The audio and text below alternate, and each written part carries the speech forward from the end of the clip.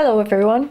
In today's video we're going to look at how you can use slipping at the start and end of a row in order to give you a nicer effect at the side and also make it easier if you're going to be picking up stitches.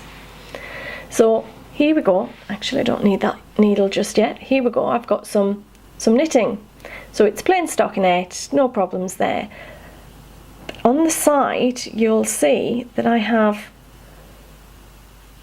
a somewhat neater edge, and that's on both sides. Okay, not quite so neat on that edge. That's my knitting. And that is basically because what I'm going to do after this, I'm going to pick those up and start knitting in this direction, and that will make it easier for me.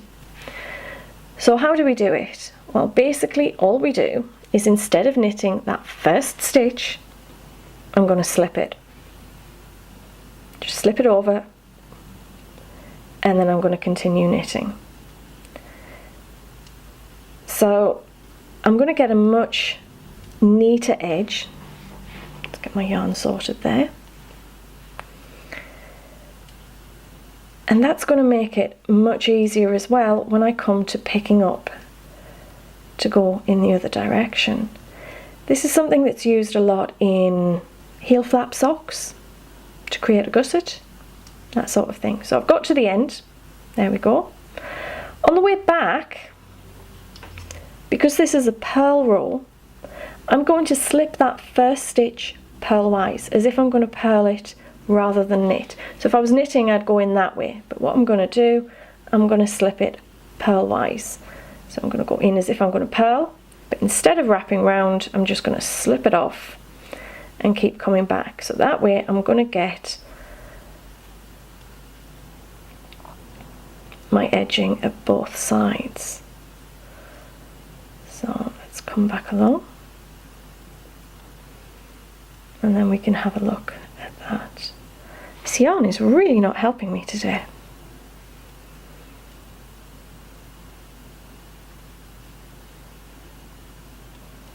Okay, there we go.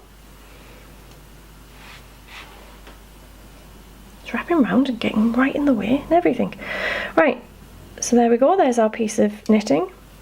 And along the side you can see it looks, you usually find the one just below where you are looks quite big and blousy, for want of a better way of putting it, but it will settle down into that. So let's look at how we can then pick those up. Okay, so here's our piece of knitting, and instead of going up that way, we want to start knitting that way. So I'm going to turn it on its side, and there is our row of slipped stitches. I'm going to start at the right hand side. You can see each one forms kind of heart shaped, and each one will also go across two rows, which is exactly what we want. So I'm going to go in there into the middle of the heart and pick up the top. Okay, I'm then going to hold this yarn, I'm just going to wrap it round, and then I'm going to pull it through. Okay, push my needle into the second heart in the centre, picking up the top, wrapping it round and pulling it through. Next one.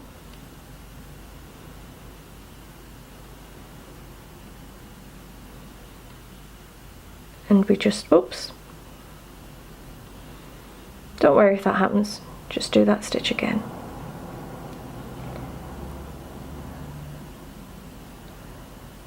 After a while you can let go of the tail, because it should all behave. Let's do the last few. Okay, there's another one there. So I now have a nice row of live stitches that I can stitch with. So let's purl back and see how this will all start to look. So I'm just going to purl back along. In some cases, some patterns would require you to slip the first and the last again, because you're going to be picking up more and stuff like that, but we're just looking at how it works. So I'm just going to purl back, and then we can have a look.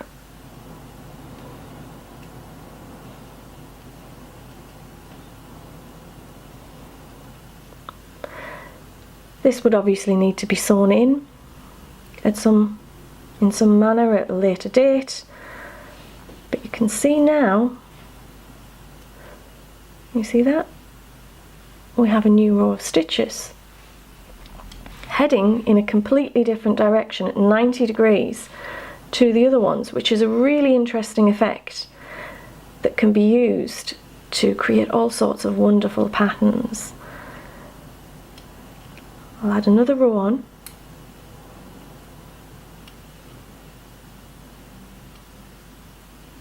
And we'll be able to see it even better.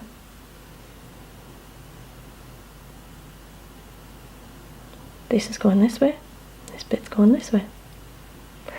And that's how you pick up stitches.